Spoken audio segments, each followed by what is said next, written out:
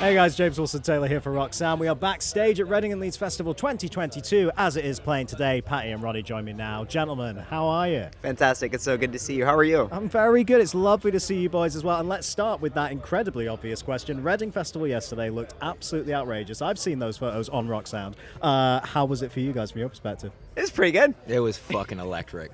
It was crazy. My voice is gone. It was that crazy. If there was any more proof needed, just listen to Roddy's voice right now. But no, it's got to be so nice to get back out. I know you guys have done a fair bit of touring and everything, but finally having a big festival crowd like this as well. Again, it's just always a nice thing when they're back at full capacity like this as well. Exactly that. Yeah, and we hadn't done Reading or Leeds Festival since 2015, so it's been long overdue. So it's good to be back. 4 records deep now at this point. So yeah, tons of fun. It was huge. It was cool. Yeah, and we say 4 records deep. You know, obviously the last time we kind of caught up was just around that album and everything. Really nicely received by the fans. I know you guys had like really kind of specific aims going into it. You knew the kind of sound you wanted to play with and all that kind of stuff. I'm curious now that it's out there and had all those reactions. How are you feeling about it now we're a little bit in the rear view away from it? Pretty great. Yeah. Pretty good. It's good to be finally playing it. You know, like we wrote it during lockdowns, worked remotely. But wrote it with shows like this in mind. Right. So to finally have that like materialize and be on the stage and see like a sea of people and to like hear them singing back, I don't give a fuck and I lie to me in 2003, it's like, it's awesome. Yeah, 2003, the bridge of it is so loud. It's crazy to only know it's only been out for a handful of months, hearing everybody sing it back like that. I mean, that is an anthem. It was an anthem in waiting, wasn't it, on that record? It definitely fits well into the live set, man, for sure. I want to mention, of course, the kind of big news from this week that we've all kind of known about that. A little bit of a lineup change, you know. Obviously, all friends there and everything, but, you know, it always kind of happens. I'm curious, I suppose, where you guys see the band kind of forming from here. Obviously, it's just you two guys at the minute. I know you've got other musicians with you on stage. Moving forward, how do you see that developing for you? We were sort of asked about it by some fans at the warm-up show, too, where they were just sort of asking, like, I don't think we're looking for new members. If anybody just sort of, like, if it ever feels right, it'll happen. But, you know, as it is, it's just been who we've been for so long now at this point. If it's natural, it's natural. But the best thing about it is that we're just so tight with everybody at St. Albans. I didn't see Foley until he was crowd surfing over the barrier that evening. He crowd surfed more than any fan that night. And that's just not something we thought we would ever say or think or tweet or see, really. Yeah. And Ben was there, and just with the boys, it's all love, and that feels great. No, absolutely. No, it's always a natural thing. I mean, that's really how you ended up in the band, really. It was just a natural fit, right? It just kind of makes sense. I guess if it happens in the future, it happens. That's got to be a natural going in. Yeah, as of right now, it's just a mean combo. Yeah, just a mean combo. That's a new album title, and right? We're doing our best to make every inch of that stage count with the two of us. So yeah, we're definitely double busy up front now.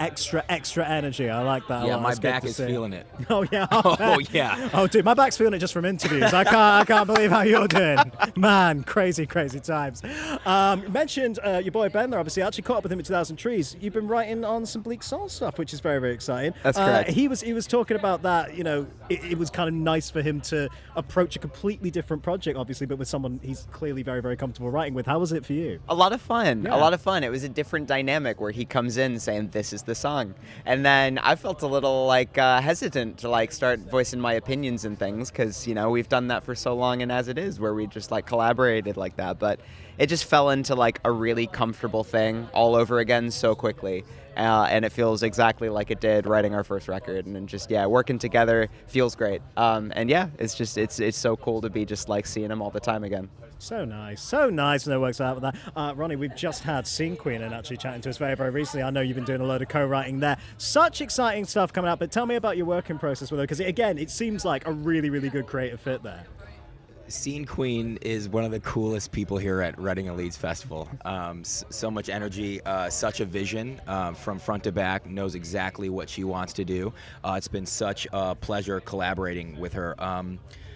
Zach Jones, our producer on I Went to Hell and Back, brought me into that, the first writing session ever, was like, hey, I have this new artist coming in, don't know anything about her, would you like to join me today? Obviously, we had such great chemistry on As It Is record, and I said, awesome, and that really kind of blossomed my co-writing kind of thing. I got heavily into that during the pandemic, and that project was probably one of the sickest ones, and we're still just churning them out.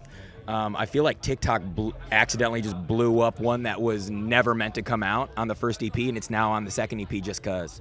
Yeah, why not? That's the modern world we're living in right Yeah. now. Just things suddenly blowing up, and no bad thing. It's an exciting project there for sure. I want to reflect a little bit for a second, because correct me if I'm wrong, but we're basically now at the decade mark of As It Is, right? We must have either just passed it or just hit it with 10 That's years correct. of As I It think Is. our first show was April of 2012. So this is 10 years of being a band. Well, congratulations. First Thank of you. all. That's very, very exciting. But I guess I want to ask you, Pat, it's the kind of cliche question, but it's going to be an interesting answer, I'm sure. If you could go back to the very beginning, is there anything you learned along the way you kind of wish you'd known right at the very start of As It Is?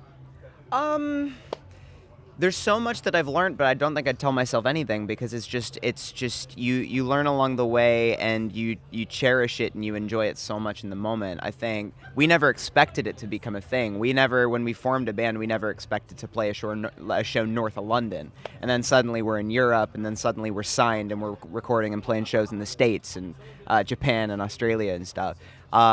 Never expected it, and I think that's why it's been such a joy, why it's been such a joyful project. We actually played the horn almost 10 years ago to the month for the first time, and so to come back, it's weird and it's wild, and we love it. So wild, but so lovely, man. Lovely to kind of mark those moments for sure. I've got to ask you boys kind of what's next. Obviously the album's, only a few months old at this point, but I'm sure you must be thinking about where you want to go next. Yeah, I mean, these are the last announced shows of the year, but we're going to be working on some stuff, so it's going to get exciting. Do you feel, I know you don't want to give too much away, but are you thinking more in that same area you've kind of been playing with on this last record, or are you trying out some kind of new styles? What's the always vibe? trying new stuff. That's the As It Is formula, is like keep a little bit of what works, but always try something new. I think it's no surprise that like our biggest influences are bands like My Chem and Paramore and Fall Out Boy and Panic at the Disco, where it's like aesthetically and musically eras, chapters, moments.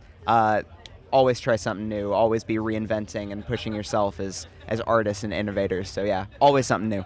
Always excited to see what comes from you guys. Always am. No, it's going to be interesting to look at the future. Us too. You never know. To be honest, absolutely. Always nice to have that surprise when Yeah. you're there in the studio. It's good. Have a great show tonight, gentlemen. I'm sure we'll catch Thank you, up brother. soon. All right. Good to see you. Thank you boys. so Good much, to see you. Roxanne. We love you. All right. As It Is, everybody.